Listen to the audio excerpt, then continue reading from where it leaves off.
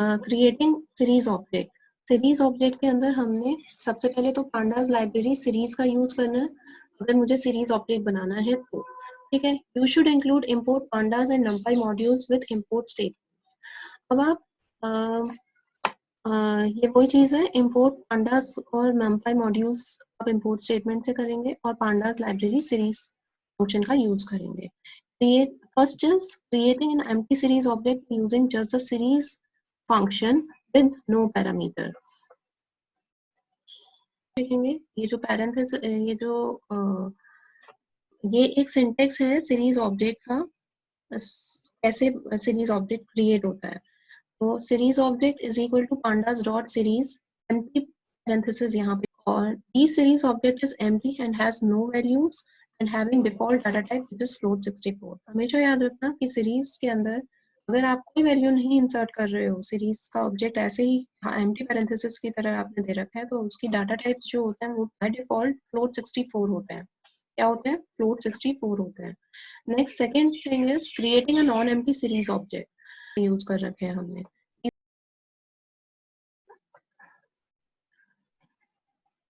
Empty series object नहीं ले रहे हैं, नॉन एम्प्टी का मतलब क्या है, अब हम एम्प्टी सीरीज ऑब्जेक्ट नहीं ले रहे, अब हम नॉन एम्प्टी सीरीज ऑब्जेक्ट ले रहे हैं। तो हम कैसे सीरीज ऑब्जेक्ट को डिफाइन करेंगे?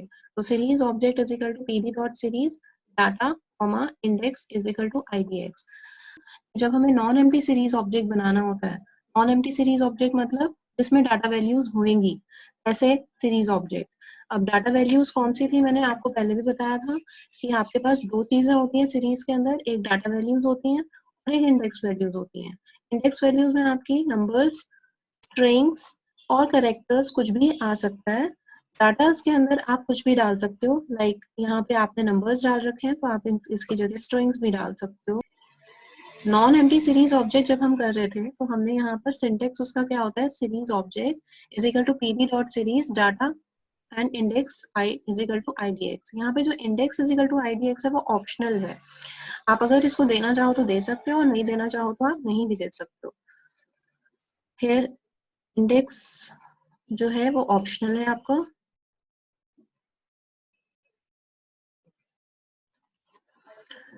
ये डाटा कुछ भी हो सकता है, data can any Python sequence, data can be any Python sequence, it can be any ND array, it can be a Python dictionary और it can be a scalar value। अब ये चारों चीजें होती क्या है वो मैं धीरे धीरे डिफाइन कर रही हूँ आपको।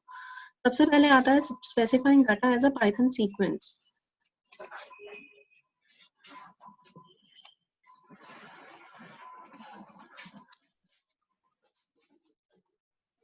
सबसे पहले आता है आपका specifying the data as a Python sequence.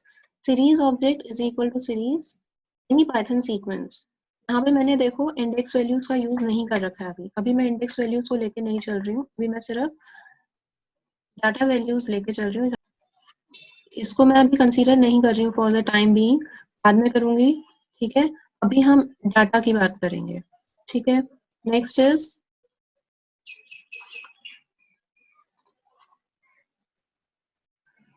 अगर मैंने पाइथन सीक्वेंस, मैंने कहा है data can be anything, any Python sequence, any Python sequence, any ND array, any Python dictionary and any scalar value। Python sequence में हम क्या करते हैं, specifying the data as a Python sequence, series object is equal to series any Python sequence। ये हमारा syntax रहेगा, ये पूरा हमारा syntax रहेगा। जैसे मैं example लेती हूँ, object 1 is equal to pd dot series range 5। Range function हमने पढ़ा था, रेंज फंक्शन क्या करता है, 0 से लेकर जितनी वैल्यू दे रखी है यहाँ पर उसकी n-1 n-1th वैल्यू तक आपका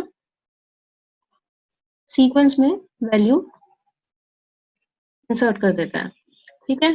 सो object 1 is equal to pd dot series range 5 क्या करेगा, यहाँ पे डाटा, ये है आपकी डाटा वैल्यूज, ये आपकी डाटा वैल्यूज हैं और ये है आपका index values, these are the index values, ठीक है। तो ऑब्जेक्ट 1 इसने क्रिएट कर दिया जो कि किस टाइप का था, ये ऑब्जेक्ट 1 किस टाइप का है, सीरीज टाइप का है, सीरीज टाइप का है। और हमने सिंटेक्स क्या दिया, obj1 is equal to pd dot series range 5। ये शायद समझ में आ गया होगा। नेक्स्ट एग्जांपल 2 करते हैं। एग्जांपल 2 के अंदर देखो object 2 is equal to pd dot series 3.5, 5 point, 6.5 and 8 point. This is given. So यहाँ पर हमने क्या किया है, पाइथन सीक्वेंस का यूज किया है. जैसे हमने रेंज डाल के पाइथन सीक्वेंस का यूज किया था, वैसे ही हमने यहाँ पर इधर भी पाइथन सीक्वेंस का यूज किया है. ऐसे हमने वैल्यूज दे दी हैं 3.5, 5 point, 6.5 एंड 8 पॉइंट. ठीक है. ऑब्जेक्ट 2 जब हम यहाँ पे डालेंगे अपने कंसोल में, तो आउटपुट हमारे पास क्या आएगा, 0, 1, 2, 3. क्योंकि इंडेक्स वैल्यूज जब भी हम नहीं लिखते हैं तो वो बाय डिफॉल्ट क्या कंसीडर करता है, 0 से n-1 तक कंसीडर करता है. जितनी वैल्यूज दे रखी हैं आपने, यहाँ पे वैल्यूज है फॉर एग्जांपल 1, 1, 2, 3 एंड 4. तो 4 वैल्यूज हैं, तो यहाँ पे 0 से लेकर 3 तक उसने इंडेक्स वैल्यूज क्रिएट कर दी, और आपकी वैल्यूज जो है वो यहाँ पर स्टोर हो गई 3.5, 5.0, 6.5, 8.0. ठीक है. और इसका जो डिफॉल्ट डाटा टाइप होता है वो क्या होता है, int 64 यहाँ पर था, यहाँ पर फ्लोट 64 होगा क्योंकि ये पॉइंट्स में है. ठीक है. ये फ्लोट 64 इसलिए है क्योंकि ये पॉइंट्स में है यहाँ पे वैल्यूज. यहाँ पे इंटीजर इसलिए था क्योंकि ये सारी वैल्यूज जो थी आपकी रेंज फंक्शन से निकल रही थी, और रेंज फंक्शन से जब भी निकलती हैं वैल्यूज तो वो कैसी होती हैं, इंटीजर टाइप होती हैं. ठीक है. Next question.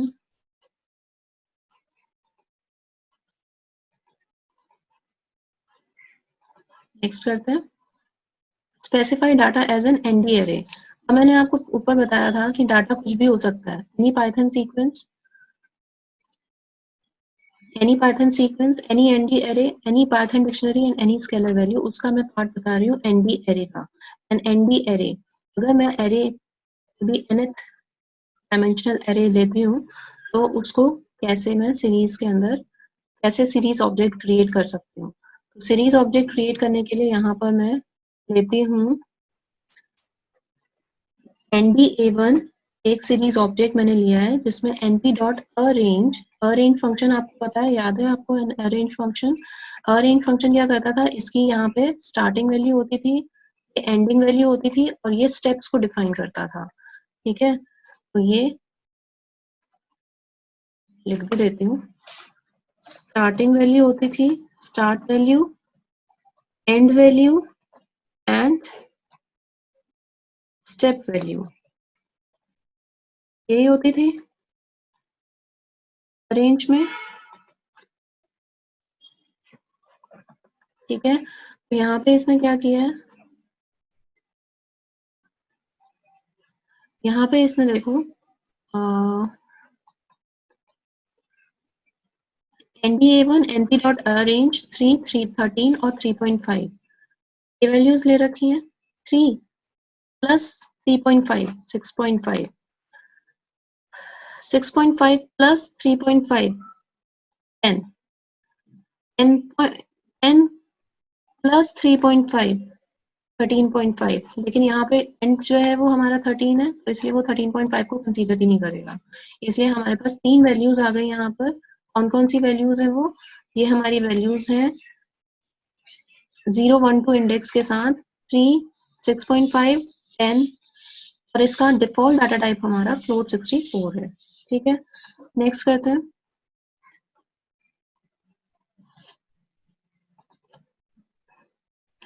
इफ जस्ट एक चीज और नोट करना है यहाँ पर कि if just sequence of values are specified with no index, then by default index array consists of 0 through n-1. ये मैंने आपको पहले भी बताया था कि अगर हम इंडेक्स वैल्यूज नहीं देते हैं तो एक्चुअल में हमारा जो फॉर्मेट था वो क्या था, ये था. डाटा के साथ इंडेक्स वैल्यूज भी लिखते थे ना, pd.series डाटा, ये देखो pd.series data index is equal to idx. अभी मैंने इंडेक्स को नहीं लिया है, अभी मैं सिर्फ डाटा को लेके चल रही हूँ. ठीक है. जब मैं इंडेक्स को नहीं लेती हूँ तो वो क्या कह रहा है कि जो भी जितनी भी वैल्यूज आपने ली है उन वैल्यूज को हम वो नंबर्स में शो करता है 0 से लेकर n-1 तक. अगर 4 वैल्यूज है तो 0 से 3 तक करेगा, अगर 5 वैल्यूज है तो 0 से 4 तक करेगा, एंड सो ऑन. ऐसे भी कर सकता है. ठीक है. नेक्स्ट है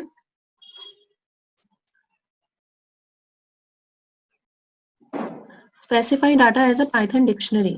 अगर हमारे पास पाइथन डिक्शनरी की तरह हम वो करते हैं, सीरीज ऑब्जेक्ट क्रिएट करते हैं, तो उस केस में क्या होगा, January, February and March, these are the, this is the, एक मिनट, ये जो आपका है वो डिक्शनरी है with curly braces, this is a dictionary जिसके अंदर एक इंडेक्स वैल्यू होती है, आपको पता है, और एक डाटा वैल्यू होती है। वो इंडेक्स वैल्यू किसको कंसीडर कर रहा है, इसको, जनवरी को, फरवरी को, मार्च को, ठीक है। तो जनवरी, फरवरी, मार्च हमारी इंडेक्स वैल्यूज हो जाएंगी और डाटा वैल्यूज हमारी कौन सी हो जाएंगी, 28, 31 एंड 31, ठीक है। तो here indexes are not in the same order as given in the dictionary above. किसी किसी केस में ये जो इंडेक्स वैल्यूज होती हैं वो सेम नहीं होती, मतलब जैसे जनवरी, फरवरी पहले आया, जनवरी फिर मार्च, फरवरी, जनवरी, फरवरी, मार्च है जबकि यहाँ पर, तो किसी किसी केस में ये सीक्वेंस जो है वो अलग हो सकती है, ठीक है। Now specify data as an scalar value. Specifying data as a scalar value, scalar value का मतलब होता है एक ही वैल्यू। एक ही वैल्यू अगर आप अपने सीरीज के अंदर डाल रहे हो तो उस रेंज के अंदर आपकी एक ही वैल्यू रिफ्लेक्ट होके आएगी। For example, the data can be in the form of a scalar value और a single value, but if the data is in scalar value the index must be provided.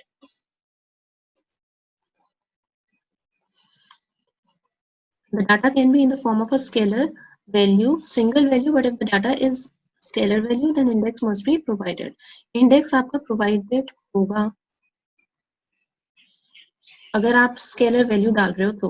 For example, यहाँ पर एक आपका series object दे रखा है medals one, medals one is equal to pd dot series 10 index is equal to range 01। यहाँ पे range 01 use हो रहा है, ध्यान से देखना, 0 से लेकर 1x तक वैल्यू है, लेकिन ये वाली वैल्यू क्या इंक्लूड होती है, 1 वाली वैल्यू नहीं होती। तो इसमें सिर्फ एक ही आएगा, मतलब आपकी एक ही डाटा वैल्यू आएगी 10। So this is the example, this is a clear cut example of scalar value with only one index value 0, and then pd dot series 15 index is equal to range 162. This is a series object, medals 2 is a series object, and the series object is having the scalar value, scalar value आपके पास यहाँ पे data होता था, data 15 है, तो आपके पास 3 बार 15 आ जाएगा क्योंकि यहाँ पे रेंज फंक्शन का यूज हो रहा है इंडेक्स के अंदर। यहाँ पे इंडेक्स में आपका रेंज फंक्शन का यूज हो रहा है, जैसे रेंज 162 क्या डिपिक्ट कर रहा है, ये पहली वैल्यू 1 होगी, फिर second value, second index value होगी 1 प्लस 2 विच इज 3, फिर 3 plus 2 which is 5। So 1, 3, 5 values में आपका स्केलर वैल्यू आएगी, मतलब एक ही वैल्यू आएगी जो कि 15 है आपके पास, ठीक है। नेक्स्ट करते हैं, नेक्स्ट है हमारा सीरीज 2। अब हमारे पास नेक्स्ट ऑब्जेक्ट है सीरीज 2। सीरीज 2 जो है वो pd dot series get to start is a data value, ये भी एक स्केलर वैल्यू है, मतलब एक ही वैल्यू हम दे रहे हैं बार बार, किस इंडेक्स को, इंदौर, दिल्ली एंड गोवा। यहाँ पे इंदौर, दिल्ली, शिमला लिखा हुआ है, इसको शिमला को काट के गोवा लिख लेना, इसकी जगह क्या आएगा, इसकी जगह आएगा आपका गोवा, ठीक है। तो इसको करेक्ट कर लेना, यहाँ पर इंदौर, दिल्ली और गोवा इंडेक्स वैल्यूज हैं आपकी, these are the index values,